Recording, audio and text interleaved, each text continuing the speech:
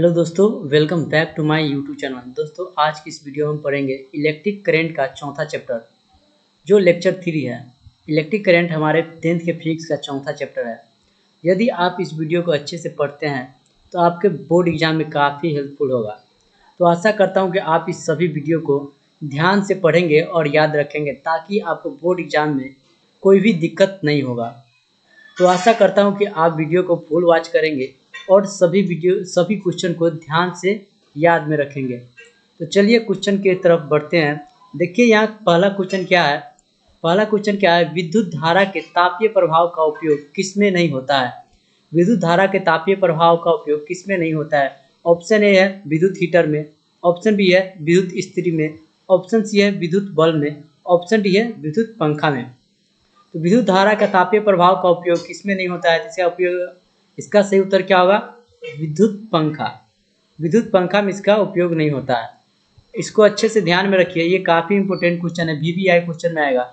अब की बार 2024 में काफ़ी वीवीआई क्वेश्चन में आएगा, इसको अच्छे से ध्यान में रख लीजिए। अगला क्वेश्चन है, दूसरा क्वेश्चन क्या कहता है, विद्युत धारा की चाल प्रकाश की चाल में क्या संबंध है। विद्युत धारा की चाल प्रकाश की चाल में क्या संबंध है। ऑप्शन ए क्या कहता है, दोनों की चाल समान है, दोनों की चाल समान है। ऑप्शन बी है विद्युत धारा की चाल प्रकाश की चाल से अधिक है। ऑप्शन सी है प्रकाश की चाल विद्युत धारा की चाल से अधिक है। ऑप्शन डी है सभी कथन सत्य हैं। इसका सही उत्तर क्या होगा, विद्युत धारा की चाल और प्रकाश की चाल हमेशा समान होती है। तो ऑप्शन ए इसका बिल्कुल सही है। इसको आप भी ध्यान में रखिए, ये भी वीवीआई क्वेश्चन है, ये भी वीवीआई क्वेश्चन, इसको अच्छे से आप याद रखिए। चलिए अगला क्वेश्चन देखते हैं क्या है। तीसरा क्वेश्चन क्या कहता है, किसी विद्युत परिपथ में इकाई धन आवेश को एक बिंदु से दूसरे बिंदु तक ले जाने में किए कार्य को मापा जाता है उन बिंदुओं के बीच। ऑप्शन ए है ए की धारा से, ऑप्शन बी है के विभवांतर से, ऑप्शन सी है के प्रतिरोध से, ऑप्शन डी है इनमें से कोई नहीं। इसका सही उत्तर क्या होगा, विभवांतर से मापा जाता है। किसी विद्युत परिपथ में इकाई धन आवेश को एक बिंदु से दूसरे बिंदु तक ले जाने में किए गए कार्य को विभवांतर से मापा जाता है। चलिए अगला प्रश्न देखते हैं, चौथा 4 नंबर प्रश्न क्या कहता है, वह विद्युत धारा जो तार की प्रति मीटर लंबाई के लिए 2.10⁻⁷ न्यूटन बल उत्पन्न करती है, तो वह धारा क्या होगी। ये भी प्रश्न काफी बढ़िया है, वीवीआई क्वेश्चन, इसको ले लीजिए। वह विद्युत धारा जो तार की प्रति मीटर लंबाई के लिए 2 × 10⁻⁷ न्यूटन बल उत्पन्न करती है, तो वह धारा क्या होगी। ऑप्शन ए है 1 एम्पियर, ऑप्शन बी है 2 एम्पियर, ऑप्शन सी है 3 एम्पियर, ऑप्शन डी है 10 एम्पियर। इसका सही उत्तर क्या होगा, इसको ध्यान रखिए, ए एम्पियर होगा, 1 एम्पियर। इसका ए ऑप्शन बिल्कुल सही है। चलिए अगला प्रश्न देखते हैं, 5वां क्वेश्चन। 6 वोल्ट बैटरी से गुजरने वाले हर 1 कूलम्ब आवेश को कितनी ऊर्जा दी जा सकती है। ये भी वीवीआई प्रश्न में आएगा। 6 वोल्ट बैटरी से गुजरने वाले हर 1 कूलम्ब आवेश को कितनी ऊर्जा दी जा सकती है। ऑप्शन ए है 12 जूल, ऑप्शन बी है 6 जूल, ऑप्शन सी है 1 जूल, ऑप्शन डी है 5 जूल। इसका सही उत्तर क्या होगा, इसका सही उत्तर हो जाएगा 6 जूल। 6 वोल्ट बैटरी से गुजरने वाले हर कूलम्ब के आवेश 6 जूल बल ऊर्जा दी जा सकती है। चलिए अगला प्रश्न देखते हैं, छठा क्वेश्चन क्या कहता है, इलेक्ट्रॉन पर आवेश होता है। इलेक्ट्रॉन पर आवेश क्या होता है। ऑप्शन ए है 1.6 × 10⁻20 कूलम्ब, ऑप्शन बी है 1.6 × 10⁻27 कूलम्ब, ऑप्शन सी क्या कहता है, चलिए देखते हैं नीचे। सी ऑप्शन क्या कहता है 1.6 × 10⁻19 कूलम्ब, ऑप्शन डी है इनमें से कोई नहीं। तो यहाँ देखिए सी ऑप्शन बिल्कुल सही है, 1.6 × 10⁻19 कूलम्ब होता है। चलिए अगला प्रश्न देखते हैं, 7वां क्वेश्चन क्या कहता है, समांतर क्रम में संयोजित 10 प्रतिरोध का जिनमें प्रत्येक का मान 10 ओम है, तो समतुल्य प्रतिरोध होता है। समतुल्य प्रतिरोध क्या हो जाएगा। ऑप्शन ए में 10 ओम, ऑप्शन बी है 100 ओम, ऑप्शन सी है 1 ओम और ऑप्शन डी है 20 ओम। क्या है, समांतर क्रम में संयोजित 10 प्रतिरोध जिनमें प्रत्येक का मान 10 ओम है, तो समतुल्य प्रतिरोध क्या होगा, इसका 1 ओम हो जाएगा। ये भी बिल्कुल सही है, सी ऑप्शन इसका बिल्कुल सही है, 1 ओम हो जाएगा। वीवीआई क्वेश्चन है ये भी, इसको अच्छे से आप ध्यान में रखकर याद कर लीजिएगा।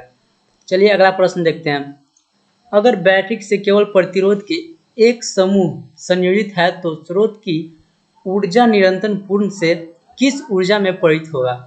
अगर बैटरी के केवल प्रतिरोधकों के एक समूह ही संयोजित है तो स्रोत की ऊर्जा निरंतर पूर्ण से किस ऊर्जा में परिवर्तित होगा? ऑप्शन ए प्रकाश ऊर्जा में, ऑप्शन बी है तापीय ऊर्जा में, ऑप्शन सी है यांत्रिक ऊर्जा में, ऑप्शन डी क्या है गतिज ऊर्जा में। इसका सही उत्तर क्या होगा? तापीय ऊर्जा। बी ऑप्शन बिल्कुल सही है, इसको ध्यान रखिए, तापीय ऊर्जा में होगा। अगला प्रश्न देखते हैं। 9वां प्रश्न क्या कहता है? धातुओं तथा मिश्र धातुओं की प्रतिरोधकता, धातुओं तथा मिश्र धातुओं की प्रतिरोधकता बहुत कम होती है, जिसका परिसर क्या है? ऑप्शन ए में है 10 के पावर -8 मीटर से 10 के power -6 ohm to metre, option B है 10 के पावर -2 एम से 10 के power -3 ohm metre, option C है 10 के पावर 8 मीटर से 10 के power 6 ohm metre, option D है 10 के पावर 4 मीटर से 10 के पावर 10 ओम मीटर। इसका सही उत्तर क्या होगा? ऑप्शन ए इसका बिल्कुल सही है, 10 के पावर -8 2 मीटर से 10 के पावर -6 ओम 2 मीटर होगा। चलिए अगला प्रश्न क्या है?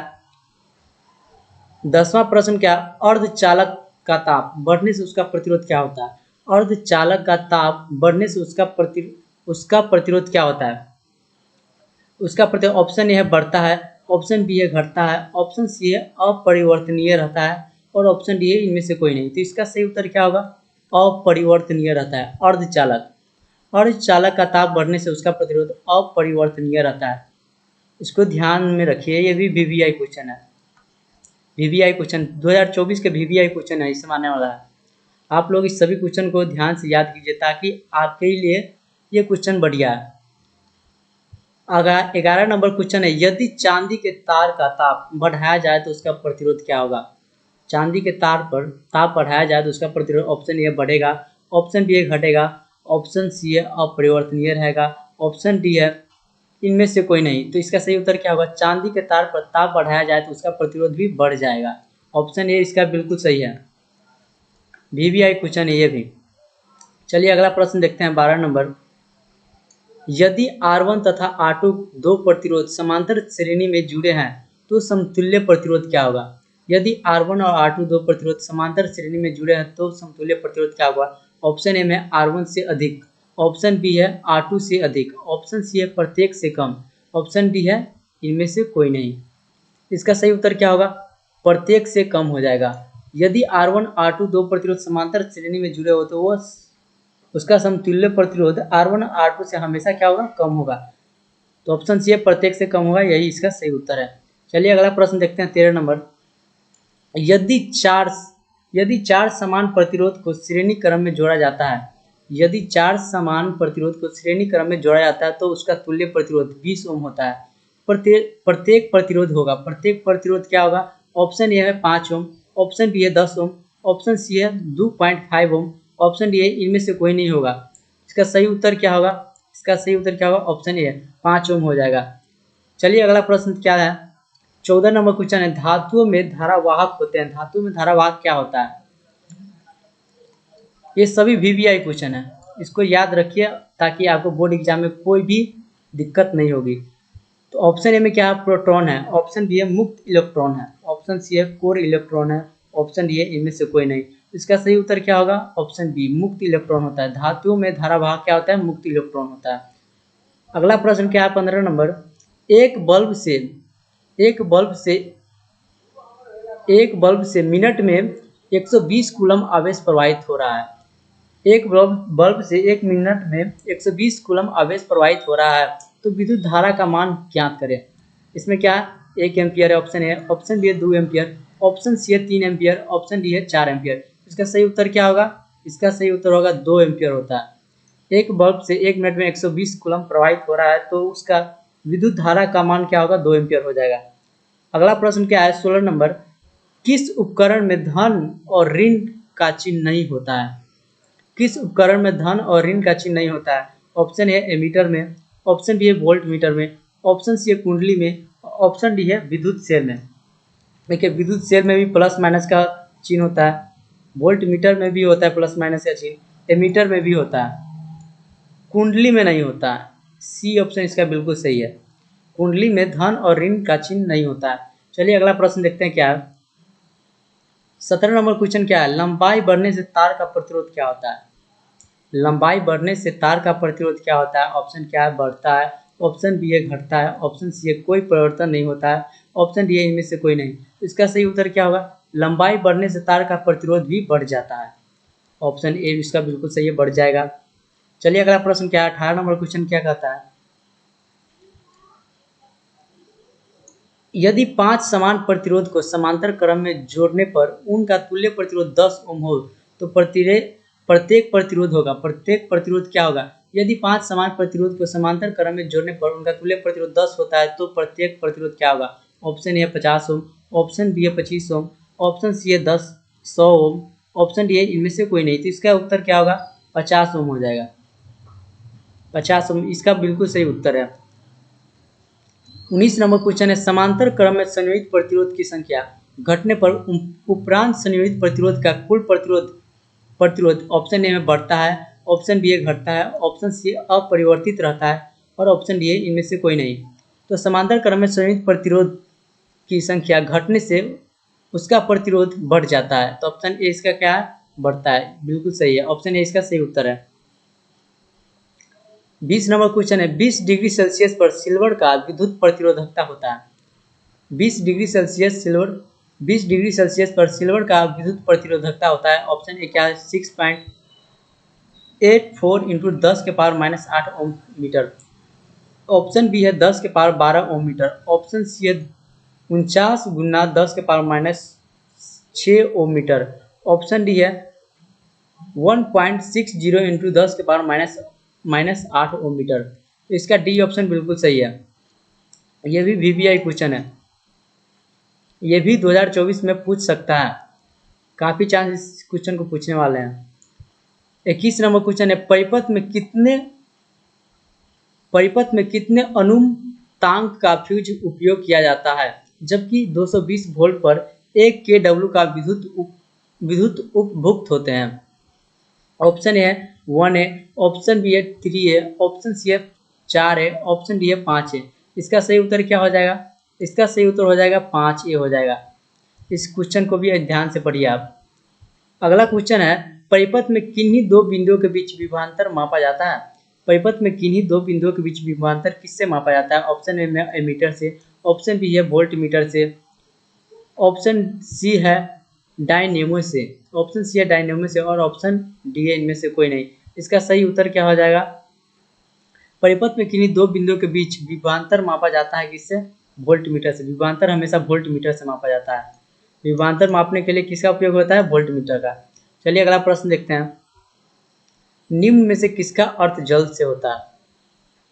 निम्न में किसका अर्थ जल होता है। ऑप्शन ए है पेट्रो का, ऑप्शन बी है टर्बो का, ऑप्शन सी है नाइट्रो का और ऑप्शन डी है हाइड्रो का। तो हाइड्रो का किसका अर्थ होता है, हाइड्रो का अर्थ होता है जल से। जल और हाइड्रो का अर्थ होता है। इसका सही उत्तर क्या होगा, ऑप्शन डी हो जाएगा, हाइड्रो से। 24 नंबर क्वेश्चन क्या कहता है, ताप बढ़ने पर चालक का प्रतिरोध क्या होता है।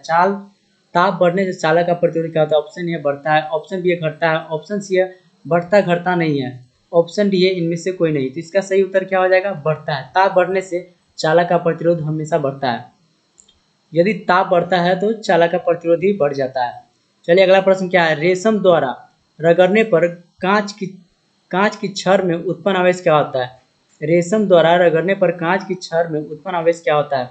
ऑप्शन ए है ऋण आवेश, ऑप्शन बी है धन आवेश, ऑप्शन बी है धन आवेश, ऑप्शन सी है ए और बी दोनों, मतलब ऋण आवेश और धन आवेश दोनों भी होता है।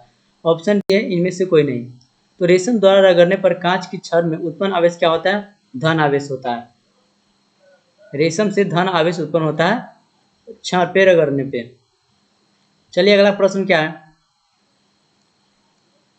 26 नंबर क्वेश्चन है, ऊन द्वारा एवोनाइट के क्षण को रगड़ने पर एवोनाइट के क्षण पर उत्पन्न होता है क्या होता है, ऋण आवेश होता है या धन आवेश होता है या कोई आवेश नहीं होता है या इनमें से कोई नहीं। इसका सही उत्तर क्या हो जाएगा, इसका सही उत्तर हो जाएगा ऋण आवेश होता है। ऊन द्वारा एवोनाइट के क्षण को रगड़ने पर एवोनाइट के क्षण पर उत्पन्न आवेश क्या होता है, ऋण आवेश होता है। इसको ध्यान में रखिए, ये भी वीवीआई क्वेश्चन है, वीवीआई क्वेश्चन है। इलेक्ट्रिक करंट का वीवीआई क्वेश्चन सभी है।